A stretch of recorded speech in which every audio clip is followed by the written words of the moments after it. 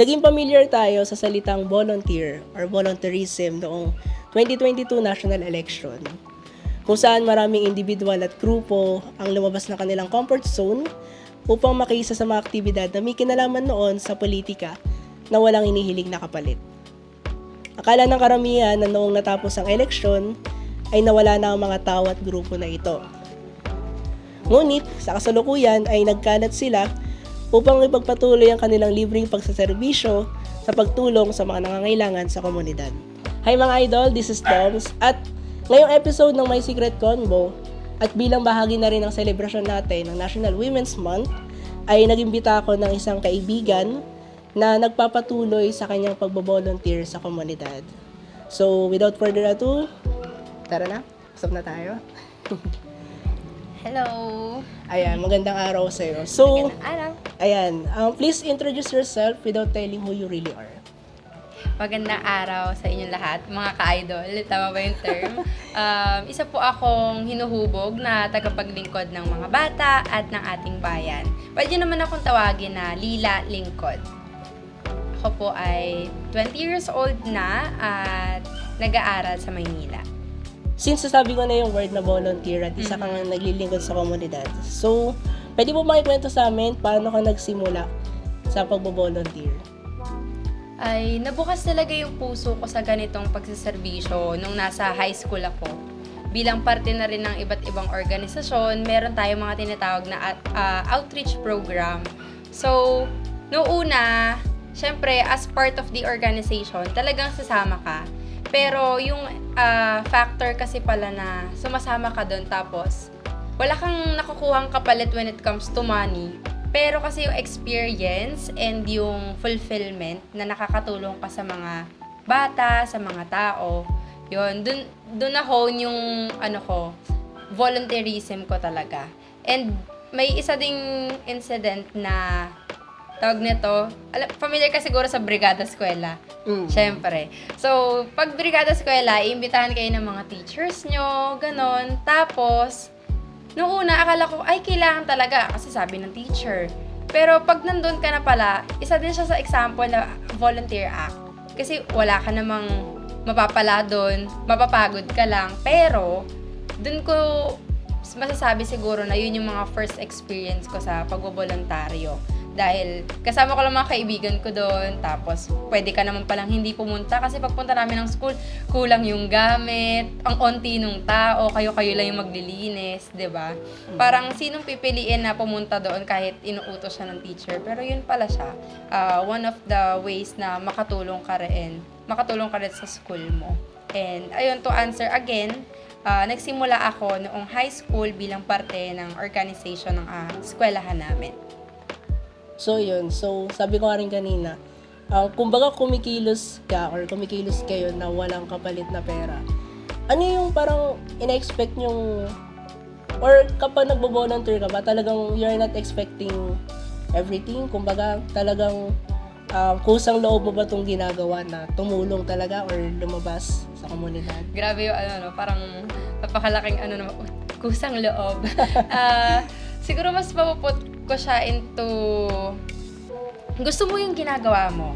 Ganon siya. Hindi ko siya tinitignan sa perspective na ginagawa ko to nang walang kapalit. Hindi siya masyadong ganon. Ayokong i-romanticize yung pagtulong. But, ayun, para sa akin, ang nagigain ko doon is experience and connection sa tao. Bilang social butterfly na rin. Hindi lang siya basta libre kang nagsaserbisyo, pero nakaka-build ka kasi ng connection sa society. Tapos yung mga nakakasama mo sa pagkilos ay pwedeng kilala mo or hindi mo kilala.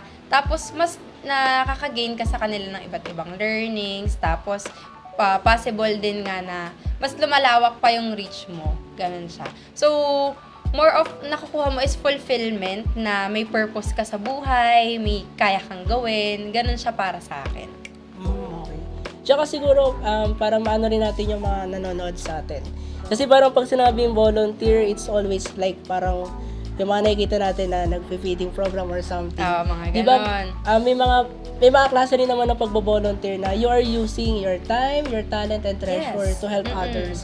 So parang halimbawa, ako, pwede ako mag-volunteer na kumuha ng litrato. di ba pasok naman din yun sa term na pagbo-volunteer. Volunteer. So, ayun. So, hindi siya yung parang typical na nalalaman natin na, yun, yung sabi mo kanina, yung parang brigada eskwela. So, as long as you're giving, yun, yung time, your talent, and your Giving treasure. what you can without expecting something in return, that's already a volunteer service or act. Mm. Yun siya. So, hindi naman siya yung parang, kailangan kong umakyat ng bundok. Di ba? Hindi naman ganun. Wala ang, namang ganong ng standards or volunteer. requirement para matawag na isa kang voluntaryo. Okay. So, ayun. Pag-usapan naman natin, since sabi nga natin, wala naman tayo hinihintay na kapalit, fulfillment to. So, tanongin lang natin, meron bang mga pagsubok na pinagdadaanan ng isang kabataan na Syempre meron. Sa lahat naman ng ginagawa natin sa buhay, lagi tayo may na-encounter na circumstances. So, kaugat na nung term na volunteer, wala kang inaasahang kapalit. Sabihin na nating money matters, walang perang bumabalik sa inyo doon. Bago mo maisakilos ang isang programa or proyekto, yun talaga yung main struggle ng isang mga grupo, lupon, or maaring individual na nagvo-volunteer. So, on my experience, yun talaga yung mahirap. Yung makalikom ng sapat na pera na magagamit doon sa proyekto or serbisyong ibibigay nyo. Nasabi nga natin na pwede namang simpleng yung kaya mo lang ibigay, like pagtulong na makiluto, ganto ganyan. Pero, para kasi may execute yung certain project, huwag na tayong, dito, alam naman natin ginagamitan siya ng pera, di ba? So, for example, nung way back high school, kailangan pa namin mag-solicit, may mga times na kung Christmas, nagkakaroling kami para makapunta kami sa isang orphanage or sino yung beneficiaryong gusto naming tulungan. So, it is a volunteer act na required something like money. So, isa yun sa struggle, yung paglikom at pagkakaroon ng pondo para sa mga bagay na gusto nyong maibigay sa bayan. Second to that is, yung oras mo. Time management is really a factor when it comes to volunteering. Kasi, minsan nga sakripisyo siya, pero hindi mo din siya maiisip na may sinasacrifice kang oras. Pero yun nga, marami kang kailangan i-juggle. Kailangan, pag sa serbisyo ka, ilalaon mo talaga dun yung oras mo. Hindi yung pumuslit ka lang doon, nakita lang yung presence mo, ay, tumulong na to. Hindi siya ganun eh. Mag-exert ka ng effort ng time mo. So, para sa akin bilang estudyante pa lang naman din kasi ako, para mapagpatuloy ko yung mga bagay na gusto kong gawin, which is, yun nga, yung sinasabi natin na maka-help sa society, I exert time for this and I make time. Mahirap kasi din na aantayin mo lang yung free time mo eh. Yun. For me as a person in this field, kailangan mong mag-make time talaga. Pero nauunawaan naman din namin yung ibang mga taong may puso sa ganitong bagay, pero nagigipit sila sa oras. Kaya yun, it's really a challenge to have time for this activities or service. So, kumbaga, kailangan mong i-manage yung oras mo sa mga bagay na ginagawa mo on a daily basis. Plus, kung talaga yung puso mo ay nasa pagpo-volunteer, sa paglilingkod sa community, kailangan mo talagang yung commitment din, di ba? Yeah, commitment, Nandoon. the right term. So, Commit mo yung time na ibibigay mo sa kanila. okay. So, ayan, we're talking about tayo na tumutulong, wala tayong hinihintay na kapalit. Pero, ano ba yung parang nagiging kahalagahan nito para sa'yo? Itong ginagawa mo pagbo-volunteer? Mahalaga siya sa part na may nakukuha akong experiences at lumalalim yung pag-unawa ko sa mga bagay-bagay. Kasi kapag lumulubog ka na sa isang komunidad or sa isang, kunwari, ang tinutulungan natin ay mga bata, hindi ka lang pupunta doon para magbigay sa kanila ng regalo. Kikilalanin mo sila. So, ang kahalagahan nun para sa akin is palawakin yung pangunawa mo, yung kaalaman mo sa totoong nangyayari sa society na kinabibilangan mo.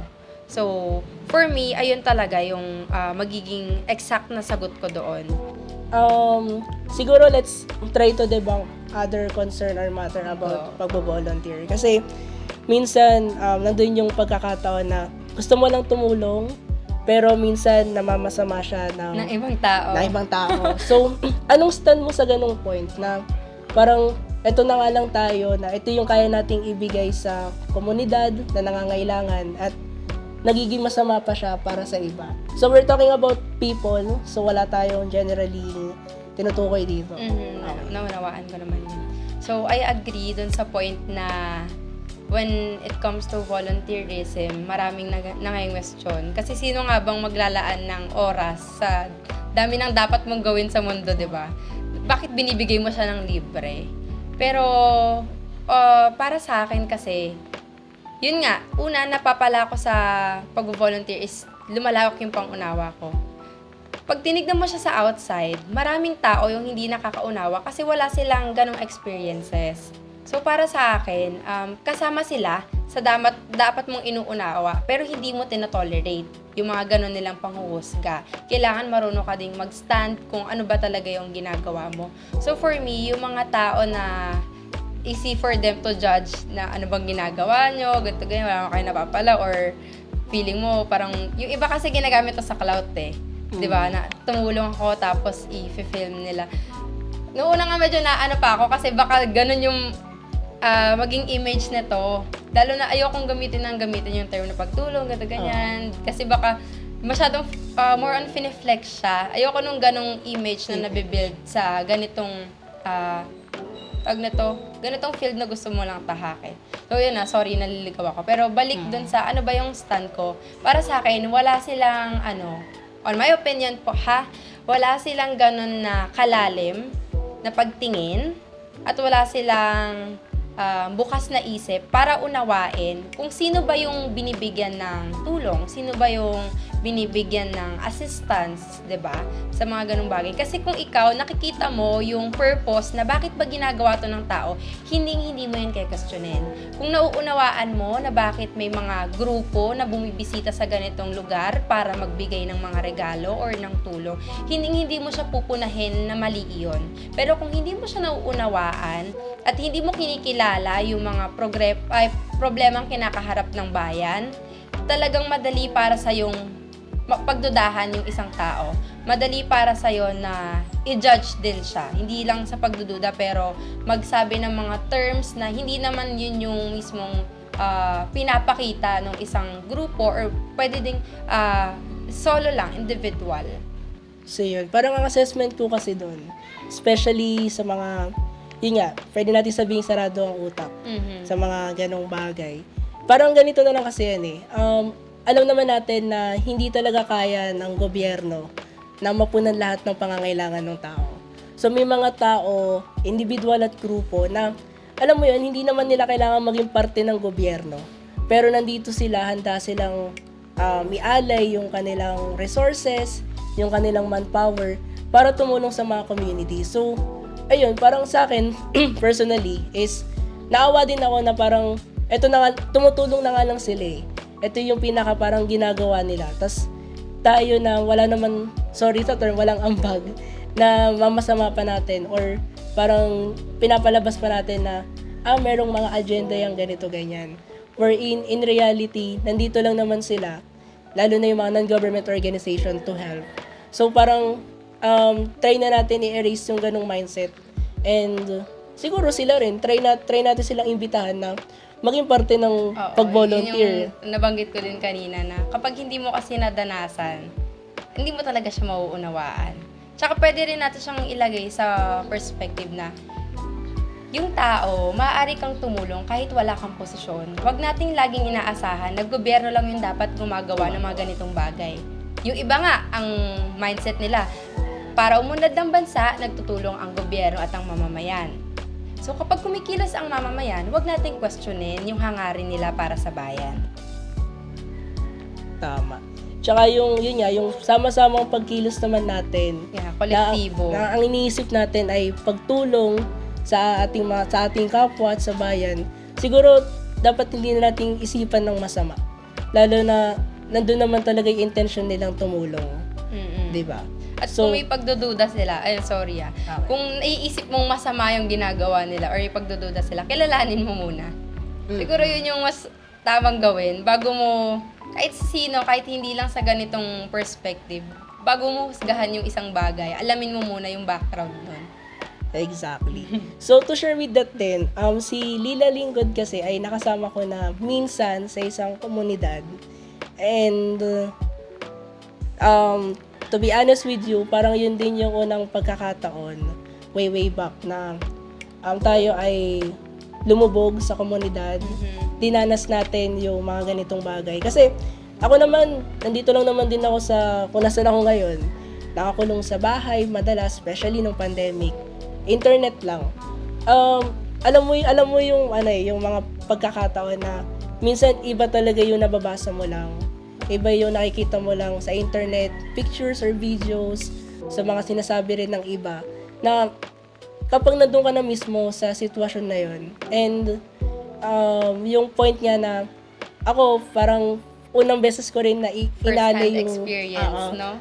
Yeah, tapos first time ko rin parang inalay ng libre talaga yung aking oras, yung aking talento sa ganung bagay. So, sobrang eye-opener siya for me. And sabi ko nga sana sa mga susunod din ay makabalik kasi medyo matagal na rin kasi yun. So, ayun, parang ang sarap din maglingkod bilang kabataan. Parang ang sarap na meron ka nang iniisip na maliban sa pangarap sa sarili mo, pangarap sa pamilya mo, ang sarap din maglaan nung parang mag-iisip ka rin kung ano yung kaya mong iambag or ibigay sa komunidad. Nakakataba ng puso. Oo. Di ba nga, nung election, parang lalo na nung election, parang laging tinatanong, ano bang ambag mo? So parang ako, May masasagot ka na. Oo, parang may masasagot na ako na, naranasan ko, nakita ko, naamoy ko, nalasahan ko, nadama ko mismo. So parang, nandun yung, na, gusto kong bumalik para tumulong. Sa abot lang naman ng mga kaya ko. And, doon na pumapasok yung term na volunteer or volunteerism, di ba? Ayan. Nakakatawa na marinig siyan mula sa'yo. Kasi totoo yun na hindi mo rin malalaman talaga yung essence ng isang bagay kung hindi mo siya first hand na i-experience. Siguro nabanggit ko kanina, hindi ko pa siya nabanggit ata, na magiging guru kasi ako in the near future. So, ilan yun sa mga napag-aaralan namin, no? Na kailangan, isa sa factor para lubusang maintindihan at matutunan ng tao yung isang bagay, iparanas mo sa kanya. Kasi once na naranasan mo na, nakatatak na sa utak mo yan eh. Alam mo na, natutunan ko to nung ganito, nung na-experience ko to. Nalaman ko to nung pumunta ako dito, di ba? Iba yung narinig mo lang sa prof mo or teacher mo. Kasi minsan nakakalimutan mo, sino nga ba yung nagsabi sa akin nito na pag-aralan namin yun eh. Sa literal mo siyang naranasan. At nakakatuwa din na bilang kapwa mo kabataan, yung marinig sa'yo at sana sa iba din na meron silang hangaring makatulong. Kasi sa totoo lang, madaling tumulong. Kumbaga bare minimum nga yung ganung bagay, pero maraming pinipili na hayaan na lang. 'Di ba? Yung mga napapanood dating social experiment, ilan ba sa 10 taong dumaan, ilan doon yung tumulong lang, 'di ba? Malaking factor yung alam mo na may mga kapwa kakabataan na may ganung puso. Handang tumulong, handang maglingkod sa bayan. Ayan. Speaking on that, feeling ko siguro sa mga nanonood din sa atin, kung hindi man kabataan, siguro at all ages, may mga feeling din naman talagang tumulong or willing na parang handa po akong mag-volunteer ganyan. So, bilang isa ka sa regular na nagbo-volunteer sa komunidad, ano yung may bibigay mong payo sa kanila sa pagpili ng organisasyon or sa yung mismong act ng pagbo-volunteer? Sa pag-volunteer, isa lang siguro, huwag kang matakot na sumubok. I-take mo lang. Sa lahat ng bagay, kailangan ready ka din mag-risk. 'Di ba? So, kung may pangamba ka sa sasabihin ng iba, huwag kang matakot, i-push mo pa din. Kasi kapag hindi mo siya ginawa, hindi mo ma-attain yun eh. So, kailangan magsimula siya sa'yo. Yung mga overthinking, ganon, and yung mga doubts. Also, hindi kasi tayo lahat nakakakuha ng healthy support system, no? So, isa siya sa hindrance para magawa mo yung isang bagay. Pero for me, wag ka lang talagang magpadaig sa takot or pangamba. Gawin mo siya kung talagang gusto mo. At katulad nga ng nabanggit ko, madaling tumulong pero hindi naman lahat pinipiling tumulong.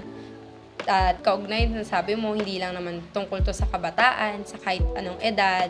So tama yun, I agree with that. May mga points lang din talaga sa akin na nakakatuwa siyang marinig sa kapwa mo kabataan kasi tayo yung susunod na henerasyon.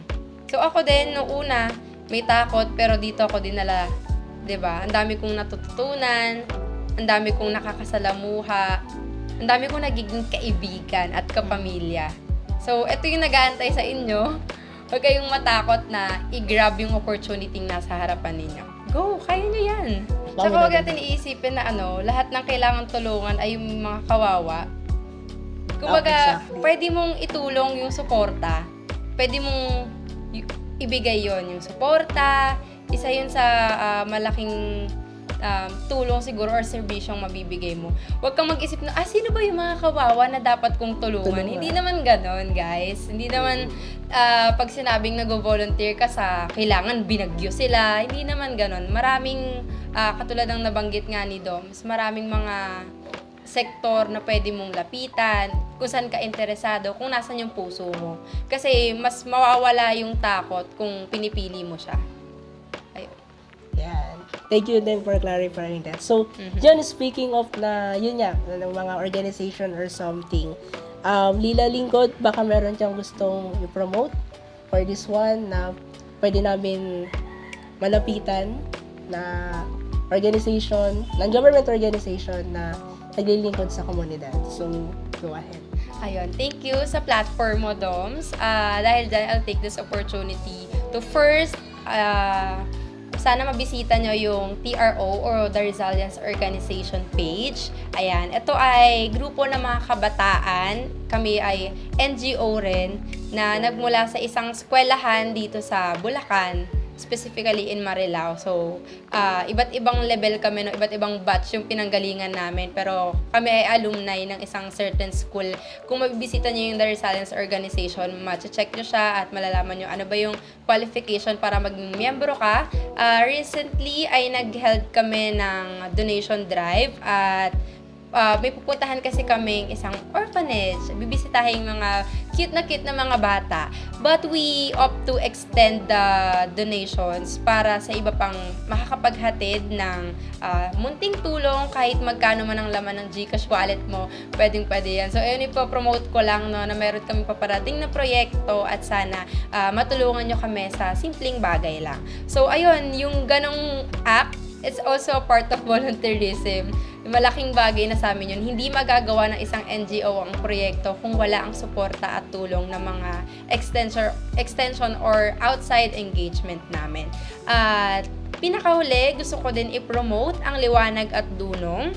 Kami po ay mga guro at nagtuturo sa ating mga katutubong Aita. Yan, yung mga kapatid po natin sa Tarlac. Kung kayo ay interesado na ma-meet sila, makilala, at kahit hindi man kayo nasa field ng pagtuturo or kayo man ay pre-service or already a teacher, ayun, magandang opportunity siya, no, na lumubog sa isang community at mas matuto pa ng kung ano ba yung kayang ibigay ng mga kapatid natin katutubo. At kung interesado lang naman kayo na makihalubilo sa kanila, makasama sila ng isang araw, maaari kayong sumama sa amin kada linggo ay pupunta po kami sa Tarlac at kung mayroon pa kayo ibang mga tanong, pwede niyong bisitahin ang Liwanag at Dunong. Ayan.